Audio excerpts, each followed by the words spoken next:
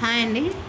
మార్చి నెలలో మనకి చాలా పండుగలు అయితే జరిగాయి కదండి. అలాగే జరగాల్సినవి కూడా చాలా జరిగాయి. అయితే మనం మార్చి 2026వ సంవత్సరంలో మార్చి నెలలో 27వ తేదీన మనం సీతారాముల వారి కళ్యాణం అయితే జరుపుకుంటున్నాం కదండి. అయితే అందరూ కూడా ఇంట్లోని చేసుకోవచ్చా అంటే ఇంట్లో చేయొచ్చండి, ఎందుకు చేయకూడదు? రాముల వారి కళ్యాణం జరుపుకుంటే మంచిదే. మనకు తెలిసినట్టుగా మనం చేసుకోవచ్చు, లేదంటే పంచోపచార పూజ చేసుకోవచ్చు నైవేద్యాలు పెట్టి. అయితే నైవేద్యాలు వీడియో సంబంధించిందంతా కూడా ఫుల్ వీడియో నా ఛానల్లో ఉందండి. అయితే మనం రేపు శుక్లపక్షంలో అభిజిత్ ముహూర్తంలో అయితే కళ్యాణం అయితే జరుగుతుంది. నవమి తిథి సూర్యోదయంతో రేపు ఉంది కాబట్టి 27వ తేదీన జరుపుకుంటున్నారండి అందరూ కూడా. ప్రతి రామాలయంలో కూడా రాముల వారి కళ్యాణం అయితే జరుగుతుంది, ఖచ్చితంగా జరుగుతుందండి.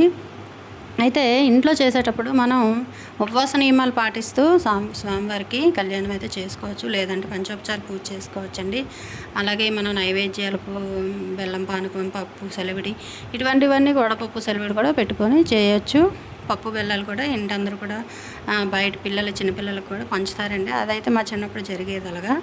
అయితే మనం ఖచ్చితంగా ఉపవాస నియమం పాటిస్తూ రామనామ జపం చేసుకున్నా సరే చాలా మంచిదండి, చాలా పుణ్యం. అంటే రామనామ జపంకి ఉన్న పవర్ అటువంటిదండి. అయితే అందరూ కూడా అయోధ్య వెళ్ళి కళ్యాణం అయితే చాలామంది జరుపుకుంటారు, చూస్తారు కూడా. అలా అవకాశం లేని వారు ఇంట్లో చేసుకోవచ్చండి. ప్రతి రామాలయంలో కూడా జరుగుతుంది కాబట్టి మనం కొబ్బరికాయ అరటిపళ్ళు పూజా సామాగ్రి అంతా పట్టుకొని వెళ్ళి మనం కళ్యాణం అయితే చూడొచ్చండి. అలాగే మనం పూజ కూడా చేయించుకోవచ్చు. ఫుల్ వీడియో కావాలంటే నా ఛానల్లో చూడండి.